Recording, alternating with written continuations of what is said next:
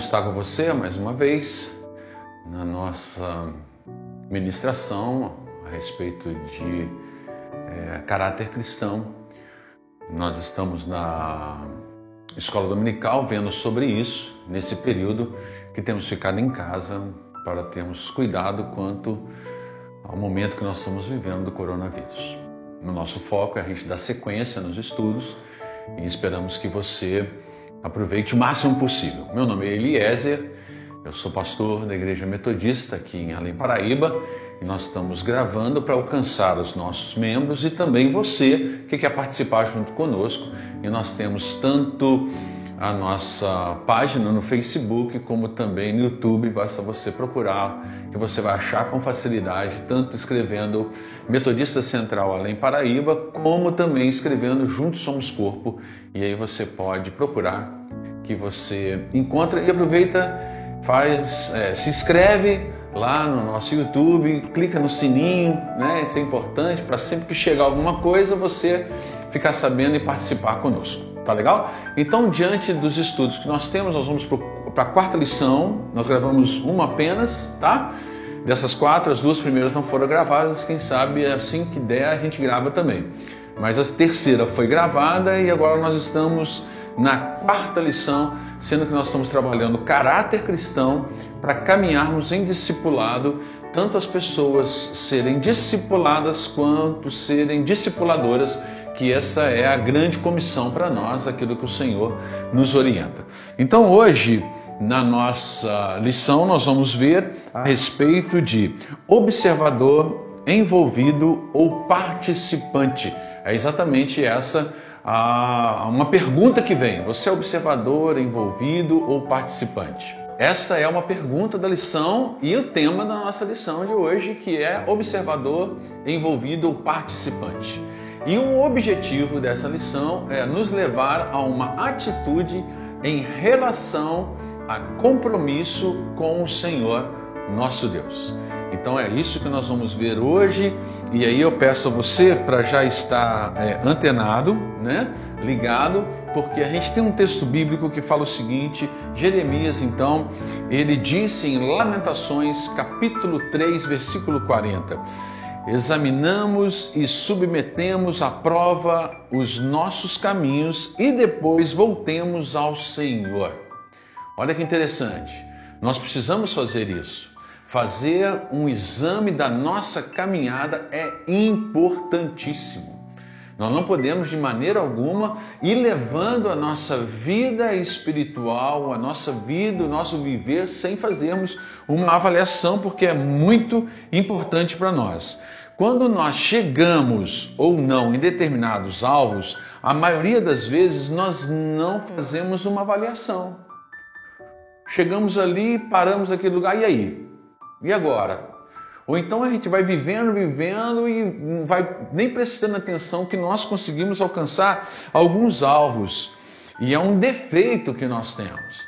Então nós temos que minimizar, tentar acabar, que é difícil, porque nós somos pessoas que erramos constantemente, nós sabemos disso, mas nós precisamos viver fazendo exames. Porque senão não dá para a gente caminhar aperfeiçoando a cada dia. E como crentes que somos em Cristo Jesus, nós precisamos decidir que atitude nós vamos ter diante da vida. Tá legal? Então preste atenção quanto a isso, né? É importante você, diante da vida, é um simples observador, um envolvido ou um participante? Como cristão, como crente, qual tipo que você diria que você é? Você consegue fazer essa avaliação e responder? São palavras observador? Será que eu sou um observador? Será que eu sou um envolvido? Será que eu sou um participante? Então hoje, diante do estudo, nós vamos analisar aqui esses três tipos de crente que nós encontramos constantemente. E no final desse estudo nós queremos que você tome uma decisão certa, tá? Não basta apenas a gente aprender, nós temos que colocar em prática. Então, qual desses grupos você está? Observador, envolvido ou participante? Então vamos lá, nós vamos começar com o nosso primeiro. O primeiro é crente observador. É aquele que fica ali observando, é aquele que se comporta como um espectador. Está ali, assenta ou chega em determinado lugar e começa e é um espectador. E ele, na verdade, apresenta 3 características. Ele, de repente, não apresenta as 3, pode apresentar 1, 2, não sei, mas vamos lá. E eu quero deixar isso também bem claro para a nossa caminhada, tá legal? Então o observador, ele tem uma das suas características, ele é ciumento. É aquele que não se alegra com o bem do outro, porque tem inveja. Então olha só, pegando o texto, e eu peço a você também que faça isso, tá bom? Pega a sua Bíblia, é sempre importante, e apesar de muitos textos aqui, a gente projetar para você, para facilitar. Então vamos lá. Vamos em Neemias e ver o que a Bíblia tem para nós, o que a Bíblia ensina para nós.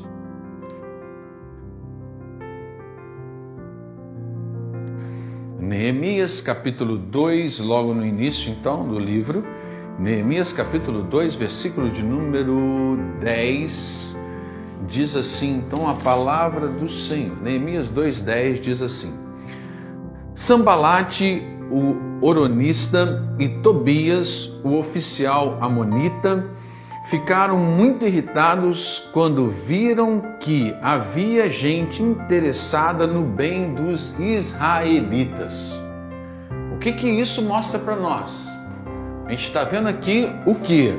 Nós estamos vendo nesse texto 2 pessoas. Uma delas que é o Sambalate, o outro o Tobias, que eles ficaram com ciúme porque estavam vendo que existia o trabalho de Neemias em prol de um povo, em prol de pessoas. Por quê? Porque Neemias ele estava fazendo o bem para aquele povo, para os filhos de Israel.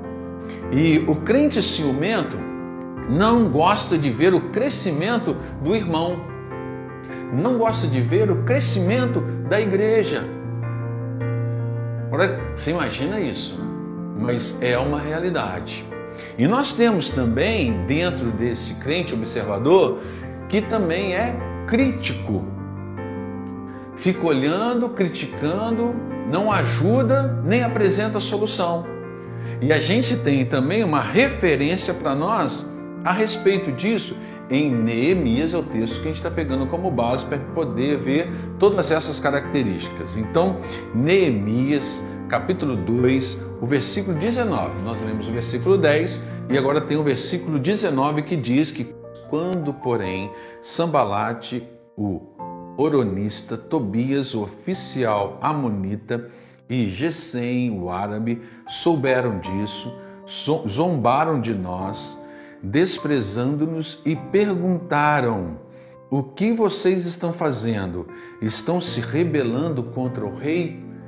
Na verdade, eles estavam se colocando aqui, surge uma pessoa a mais, antes eram 2, surgiu mais um agora, que vem exatamente criticar o trabalho que eles estavam fazendo. Então, o crente que não faz nada, é o crítico, não se movimenta, critica, reclama, mas não traz a solução. E o crente observador também tem uma terceira característica. Vamos lá, mais uma. Ele é sarcástico, menospreza o trabalho que está sendo feito. Está acontecendo alguma coisa, menospreza. Começa a olhar e começa a falar alguma coisa, porque, sabe, dizendo algo contrário, ou então ignora aquilo que está sendo feito. E o texto também de Neemias mostra para nós a respeito disso. Neemias, capítulo 4, versículo de número 3. Então, que bom que você está aí, né? Pode acompanhar com a gente a respeito. Olha só.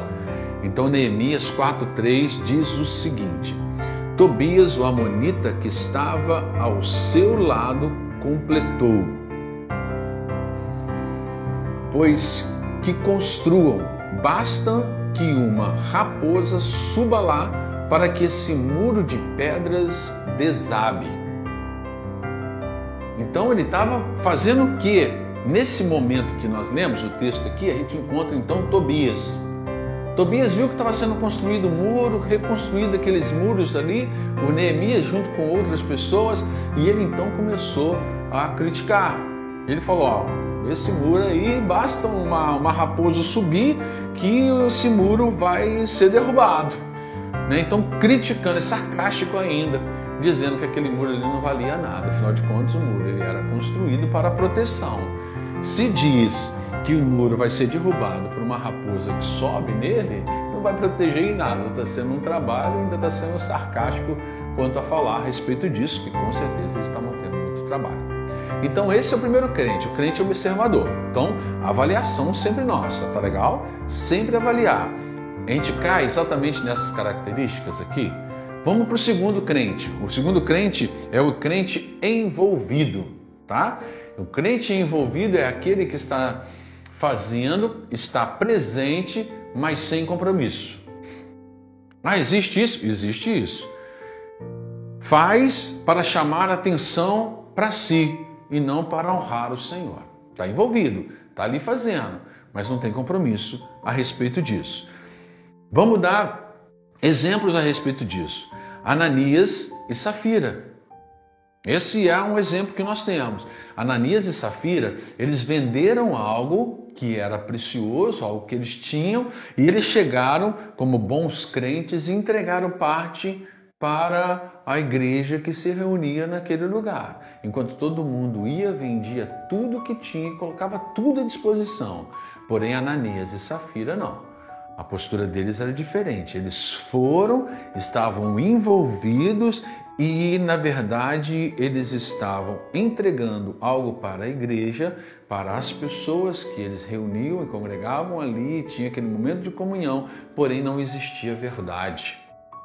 Esse é um exemplo que nós temos. Então, quais são as características desse crente envolvido, né? Que não assume compromisso com Jesus Cristo? Vamos lá. A primeira característica deles é o fogo de palha. Está animado hoje e amanhã está desanimado. Hoje eu estou com maior disposição, mas amanhã já não tenho a disposição que eu tinha. Exemplo disso, Pedro. Pedro falou que Jesus Cristo, né? Jesus ele ia e tal, né? Ser maltratado. Pedro, não, de maneira alguma, eu vou estar do teu lado. Aonde o Senhor for, eu vou. O Senhor vai sofrer, eu vou sofrer junto e tal. Aí até que ele mostrou isso para Jesus, mas na hora que Jesus estava sendo ali maltratado, né? As pessoas prenderam ele. Aí foram perguntar para Pedro, esse ainda é um dos discípulos desse Jesus? O que Pedro fez? Pedro negou. Então no momento está ali, todo animado. Mas depois que o negócio aperta, fogo de palha. É lógico, né? Nossa, o pastor só está falando a respeito de Pedro, né? Um homem de Deus, um discípulo. É verdade. Mas isso é porque ele passou por um momento de tratamento do seu interior. Né? Depois que ele percebeu isso, que ele estava negando Jesus, a gente sabe da história. Né? O que ele fez? Ele se arrependeu amargamente, né? Se arrependeu muito que ele tinha negado a Jesus. E houve sim uma cura na vida dele e ele teve uma postura diferente. Mas existem esse tipo de crente. É o crente envolvido hoje e amanhã não é mais, sabe? É o fogo de palha. E temos também uma outra, que é falsa religiosidade, ou também conhecido como religiosidade maquiada. Então, um texto que nós temos aí, eu vou ler também, peço você, como nós estamos no estudo, Bíblia, estudo de escola dominical, queridos, a gente precisa de Bíblia. Aí eu convido você então a abrir a Bíblia em Mateus 7, tá legal? Abre lá, vou abrir também, sempre a gente, né, folheando a Bíblia. Então, Mateus 7, versículo 21 até o versículo 23. Olha só, Mateus 7, do 21 ao 23. Nem todo aquele que diz Senhor, Senhor entrará no reino dos céus, mas apenas aquele que faz a vontade de meu Pai que está nos céus. Muitos me dirão naquele dia, Senhor, Senhor, não profetizamos em teu nome? Em teu nome não expulsamos demônios e não realizamos muitos milagres? Então eu lhes direi claramente: nunca os conheci. Afasta-se de mim vocês que praticam o mal. Olha que interessante isso. Que praticam o mal. Então, queridos, é algo que nós precisamos. É aquela falsa religiosidade. O crente que parece, mas não é. É o crente fingido. Ele está ali e tudo, mas como é que é a postura dele? Como é que é o dia a dia dele, né? Na frente das pessoas é uma coisa, por trás, então é uma falsa religiosidade. E por último, a característica desse crente envolvido, uma fé sem fidelidade. Uma fé sem fidelidade, e essa é a outra característica desse crente não envolvido, né? Está, mas não produz. Então vamos lá. Vem com uma pergunta para você. É possível uma pessoa ter fé e não ser fiel? É possível uma pessoa ter fé e não ser fiel? Vamos lá. Tiago 2,17 diz assim, ó: assim também a fé por si só, se não for acompanhada de obras, é morta. Então é possível você ter fé e não ser fiel. Aqui nós temos o exemplo de fé sem fidelidade. É o crente que está, mas não produz. É o crente que está, mas não age. A ação é a demonstração da fé viva, da fé realmente presente na sua vida. João 15, vou pegar outro texto, tá? João 15, versículo 1 e 2 fala: eu sou a videira verdadeira e meu pai é o agricultor.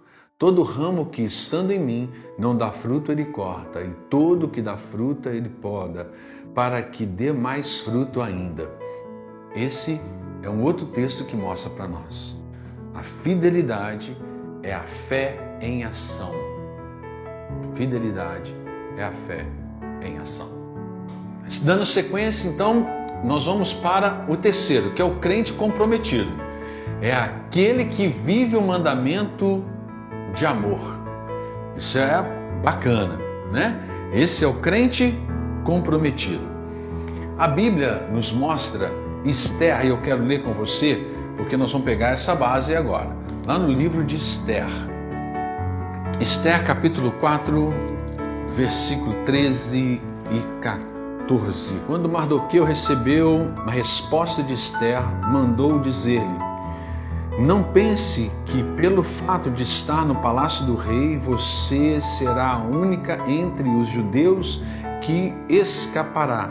Pois se você ficar calada nesta hora, socorro e livramento surgirão de outra parte para os judeus. Mas você e a família do seu pai morrerão. Quem sabe se não foi para um momento como esse que você chegou à posição de rainha? Então aqui é um ponto que mostra para nós Esther se comportou como uma pessoa comprometida.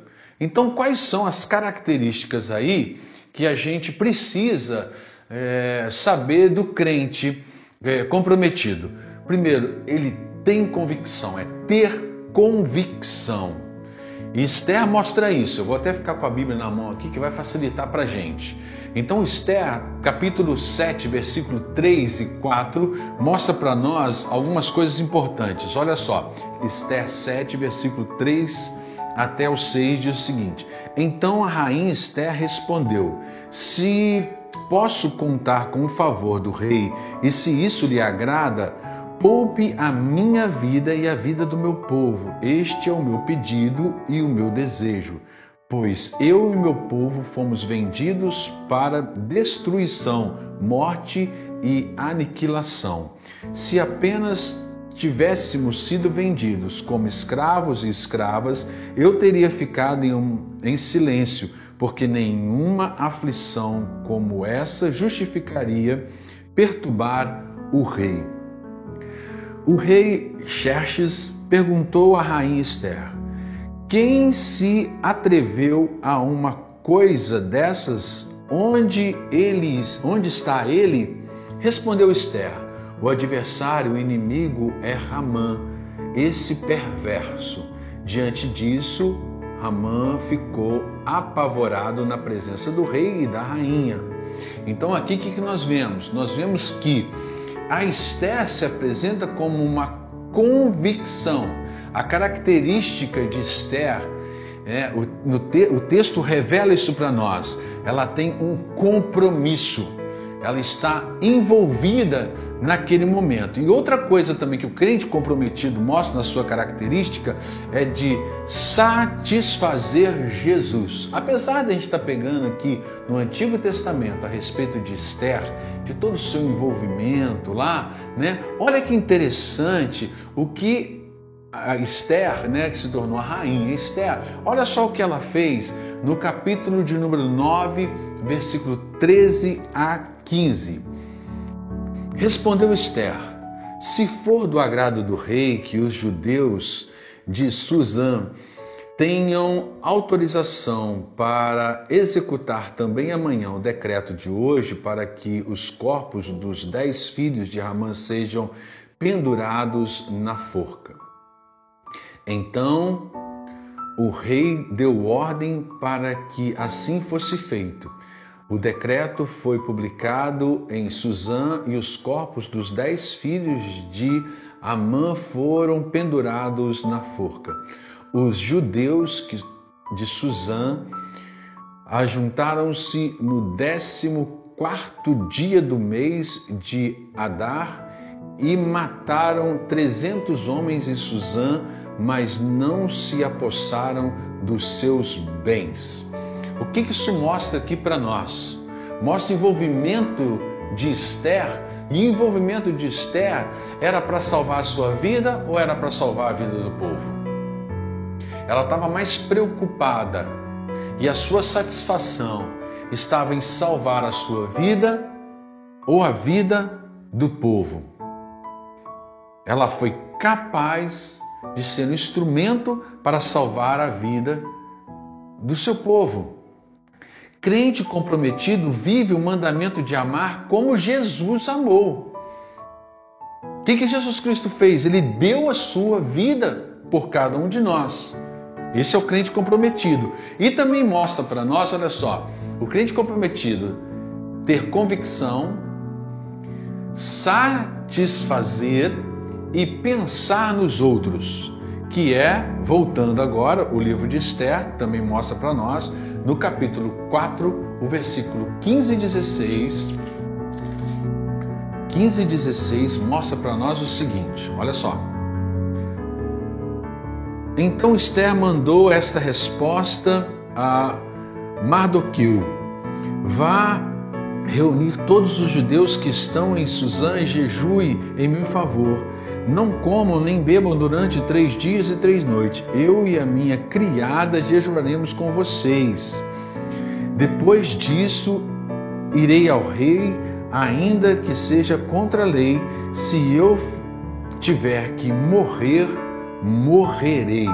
Então ela, querendo salvar o povo, a gente leu o texto aqui. Esther estava pensava mais nos outros do que nela mesma? É uma pergunta que a gente coloca. Mas o próprio texto mostra para nós que ela pensava mais nos outros do que nela mesma. O que é isso? Isso se chama altruísmo. Que é Esther, ela tem o altruísmo. Isso é qualidade que faz a pessoa pensar no bem-estar do outro e não no seu próprio bem. Esse é o crente comprometido. A que ponto chegou o compromisso de Jesus? Então eu tenho aqui também para ser projetado para você a respeito disso. Aí eu venho com uma pergunta para a gente poder concluir essa lição aqui agora. A que ponto chegou o comprometimento de Jesus? Último texto que nós vamos ler. João 10, o versículo de número 11. João 10, versículo de número 11. João 10:11 diz assim: Eu sou o bom pastor dá a sua vida pelas ovelhas. Eu sou o bom pastor, e o bom pastor dá a vida pelas ovelhas. Que ponto chegou o comprometimento de Jesus de dar a sua vida pelos outros? Isso é, Jesus deu a vida dele por mim e por você. É esse tipo de cristianismo que nós temos que viver, que é exatamente o cristão comprometido. Não seja um observador, nem simplesmente um envolvido, mas seja um comprometido discípulo de Jesus. Se nós queremos caminhar em discipulado, nós precisamos, preste atenção nisso, nós precisamos ser comprometidos. E agora a gente tem uma aplicação para você. Vamos lá.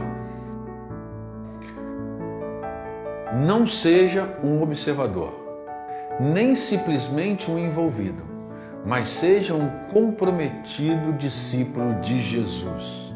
O Senhor está nos chamando para atendermos e entendermos. O Senhor está nos chamando para entendermos e assim vivermos o discipulado. Vivermos como discípulos dele, formando discípulos para ele. Cristão comprometido é aquele que faz o que Jesus fez. Isso é, a gente dá a nossa vida pelos outros. Vou repetir. Cristão comprometido é aquele que faz o que Cristo fez. Cristo deu a sua vida por mim, para mim e para você. Por mim e por você. Se nós queremos caminhar em discipulado, nós temos que ter isso em mente. Cristão comprometido, que damos as nossas vidas uns pelos outros. Formamos discípulos de Jesus, sendo discípulo a exemplo de Jesus. Então, como nós queremos a bênção do Senhor, eu convido você a fechar os teus olhos. Vamos orar. Senhor, nós te agradecemos por tudo aquilo que o Senhor tem revelado para nós. Cremos, ó Deus, que o Senhor está nos levando para um momento especial nas nossas vidas, de nós vivermos o discipulado. Isso é, ó Deus, vivermos como o Senhor viveu, porque o Senhor chamou discípulos para caminhar contigo, para mostrar como eles deveriam caminhar. E o Senhor nos chama, o Senhor está nos chamando para nós vivermos aquilo que o Senhor viveu, como o Senhor viveu. Que isso seja, Deus, uma realidade nas nossas vidas. Que essa, Deus, seja a nossa caminhada. Que não sejamos observadores ou simplesmente envolvidos, mas que sejamos comprometidos, discípulos comprometidos com o Senhor Jesus. É no nome de Jesus, no nome que está acima de todo nome, que nós oramos. Amém. Que o Senhor nos abençoe.